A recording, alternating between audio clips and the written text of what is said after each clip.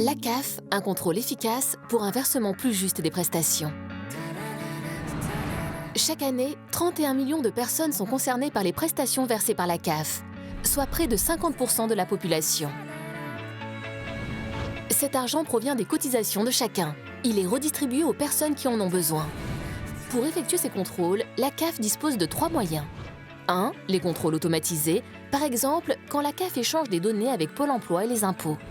2. Les contrôles sur pièces, c'est quand la CAF demande des justificatifs à l'allocataire pour vérifier les informations déclarées. Le 3e moyen est le contrôle sur place qui se déroule le plus souvent au domicile des allocataires. L'allocataire contrôlé est prévenu du jour de l'entretien et doit se rendre disponible. C'est un contrôleur assermenté par le tribunal d'instance et titulaire d'une carte professionnelle qui effectue le contrôle sur place. Si la situation de l'allocataire est conforme à ce qui a été déclaré, les prestations sont maintenues à l'identique. Si le contrôleur remarque que l'allocataire ne bénéficie pas de toutes les aides auxquelles il a droit, la CAF revoit le montant des prestations à la hausse, c'est ce qu'on appelle un rappel.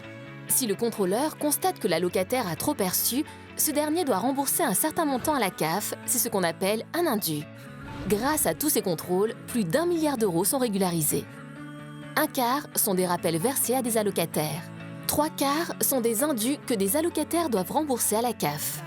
Si une partie des indus résulte d'erreurs involontaires des allocataires, une partie est aussi due à des omissions volontaires ou à de fausses déclarations.